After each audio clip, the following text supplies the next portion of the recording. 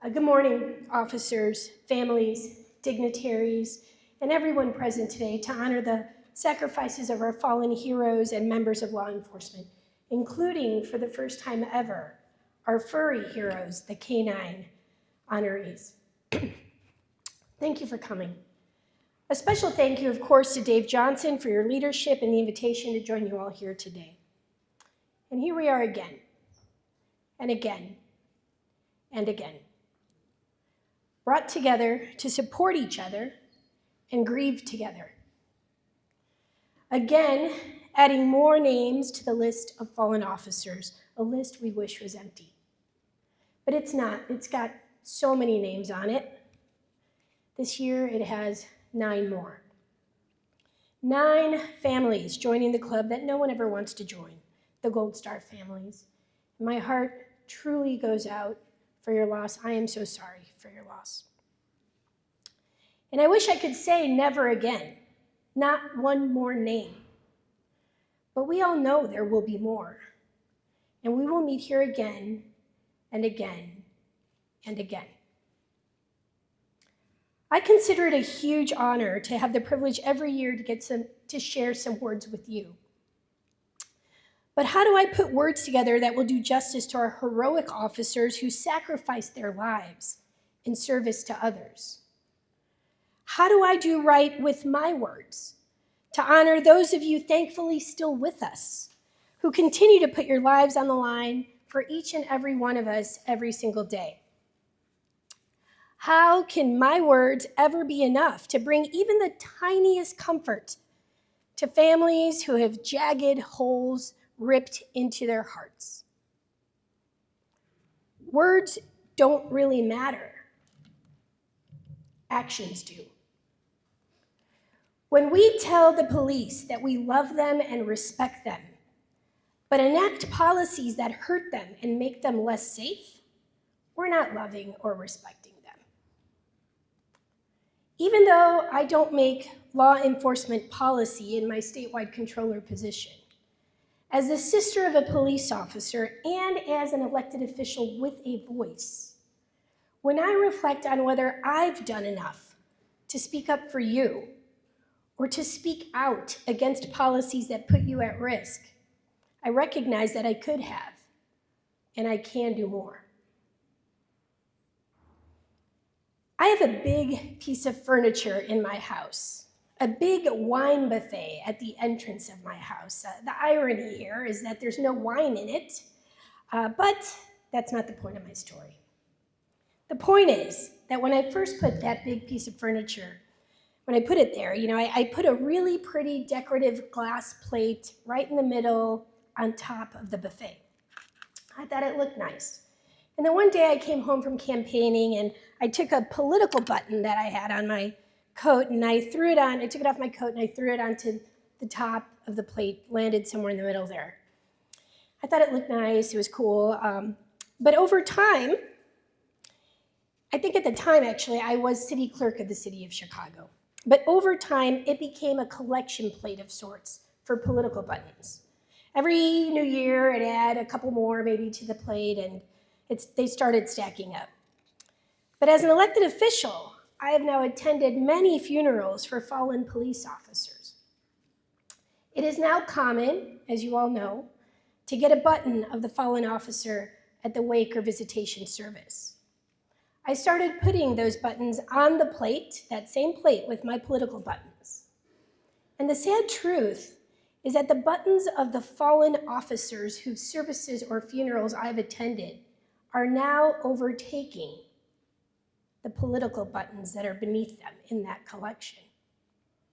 The most recent buttons added to that collection were of Officer Luis Huesca and Officer Enrique Martinez.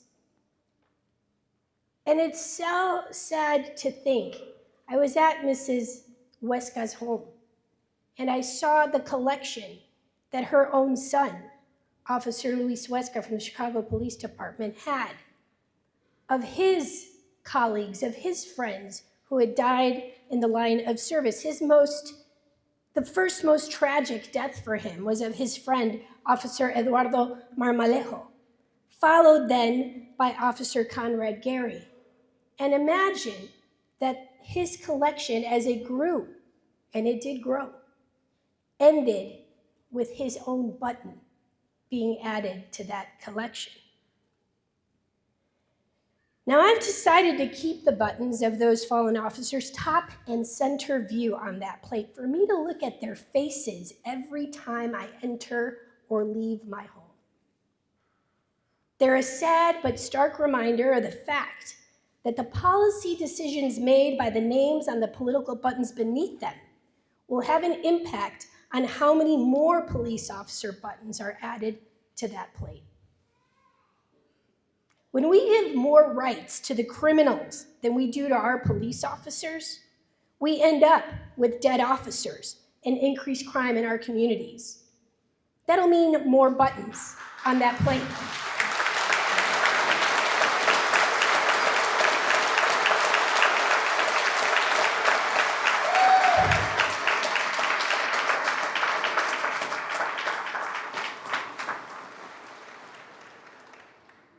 Allowing people accused of violent crimes like murder, attempted murder, or predatory sexual assault to be released on electronic monitoring with 2 days a week off the monitoring grid is terrible policy.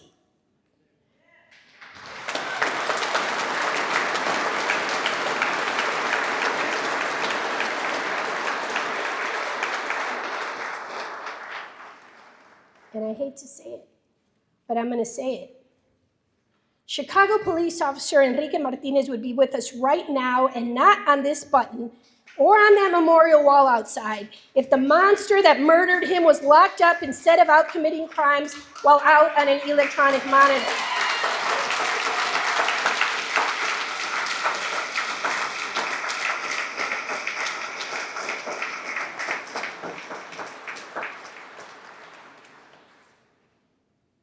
So we can't say we love the police and then fail them miserably.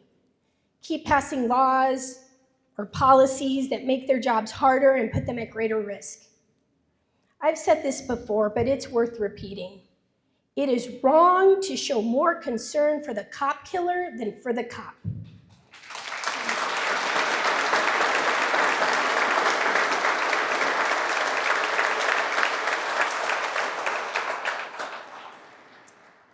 It's time to get rid of policies that have not made our communities safer and have, in fact, put officers and residents at risk, like the provision in the Safety Act that permits violent offenders accused of heinous crimes to be released on electronic monitoring with 2 days off. It's just common sense. Besides offering condolences to Mrs. Martinez, let's honor her son's sacrifice by fixing this. There's no shame in course correcting, but there is shame in not fixing our mistakes. In addition to the officers,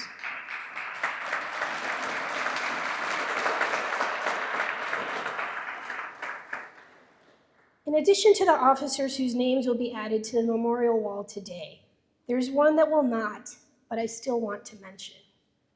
My heart goes out to Chicago police officer Melissa Torres, her family, and her CPD family. She tragically took her own life just a few weeks ago. This is a reminder that police work is perhaps the most physically and mentally unhealthy of all professions. It is a culture of silence that prevents an officer from asking for help and instead carrying their pain and trauma alone until they can no longer bear it. And as unsafe as it is out in those streets, and we know it's unsafe out in those streets, police officers are more likely to die by suicide than in the line of duty. This job strains relationships, stressors like work-life balance challenges, lack of support, being overworked, burnt out. These things lead to depression, and worse yet, to making terrible decisions you can't undo. Know that you are not alone, that no matter how impossible and hopeless your situation might feel, there's always someone who loves you and needs you to fight through these demons. There is help for you. Last weekend, I visited Cornerstone Retreat in Orion, Illinois, near the Quad Cities. Dan and Tammy Roach are building something truly special, a 40-acre retreat focused on emotional health and wellness, specifically for first responders and their families. This place isn't just a retreat, it's a lifeline. They are already saving lives. So whether it's an incredible place like theirs that specializes in peer-to-peer support, or just confiding in a friend, please find the strength to let someone in and get help. In terms of the officers still with us, let's appreciate that these brave men and women put on their uniform every day and do so knowing that they might not make it home at the end of their watch. Too often, sacrificing their lives for absolute strangers. But these officers are not strangers. They're human beings. They have feelings and families. There are brothers and sisters, sons and daughters, husbands and wives, moms and dads. They chose a profession, a calling, to deal with the worst elements of society so that we don't have to, so that we can naively think that the world is a safer place than it really is. From the bottom of my heart, to all the brave men and women who wear this special uniform, who wear it to protect us, thank you. Thank you. Thank you.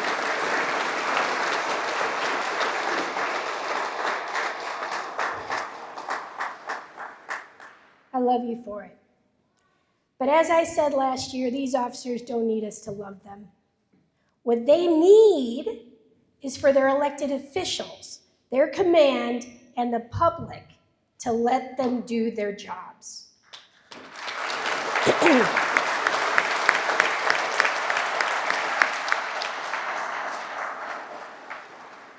When criminals get the benefit of the doubt, while police are second-guessed at every single turn, we fail our officers and we fail to keep our communities safe.